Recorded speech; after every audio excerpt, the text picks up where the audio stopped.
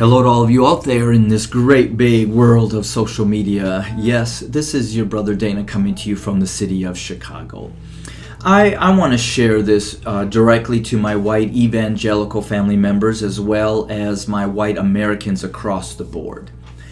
So often, if not all the time, I hear as an excuse or a response to someone such as myself that says God is going to hold white America and white evangelicals responsible for what our forefathers did in killing Native American Indians to obtain this land, as well as slavery, which is still around, but it's not as obvious as it was when our forefathers held our black brothers and sisters as slaves. So I want to read your law. Now I want you to know that this is a summary of your laws when I looked it up across the nation.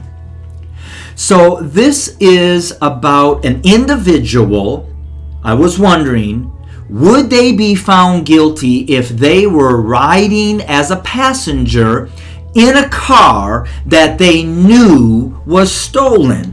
Or if you went to buy property or a car that you knew was stolen, would you be held responsible?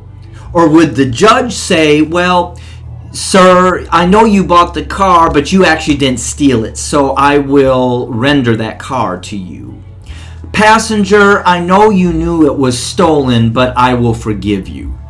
That is what you are saying when it comes to our black brothers and sisters and our Native American Indians. Property and land, both stolen. But are you today, white evangelicals, held responsible? Let's look at your laws. A person who rides in a stolen car knowing that the car has been stolen could be convicted of a crime, as can any person who aids, assists in stealing a car or driving a stolen car. A passenger in a stolen car could be convicted of the theft if there is evidence that proves that the passenger knew that the car they were in was stolen.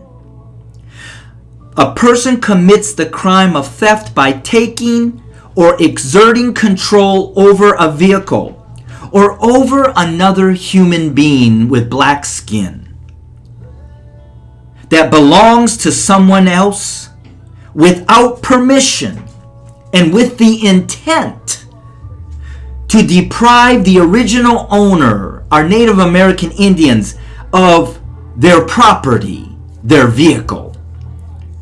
In some states, possession of property that the defendant knows has been stolen is a theft. White America, white evangelical America, you know that the land that we possessed is stolen. And even your laws say a person that knowingly knows the property or the vehicle they are in or have are guilty if they know it was stolen. But let me go one step deeper. Joyriding. Now, joyriding is a less serious offense than theft. A person commits joyriding. Now listen to this here. A person commits joyriding by driving or using another person's vehicle without permission, or if the defendant intended to deprive the owner of the car, even if it's temporarily.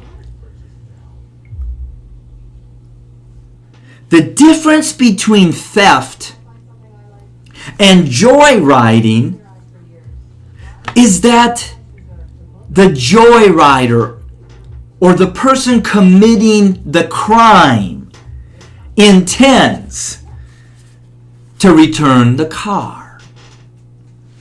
Well, see, white America, white evangelical America, obviously your crime is greater than joyriding, because Number one, we've possessed this land in slavery for 400 plus years.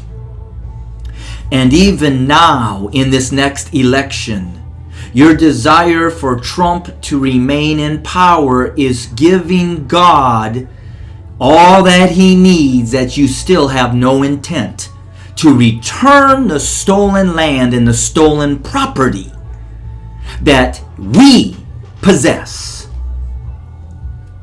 Even your law finds you guilty, and you think that a God of just, which is greater than any type of a law made by the hands of man, is going to overlook what you white evangelicals own or control or possess and find you innocent?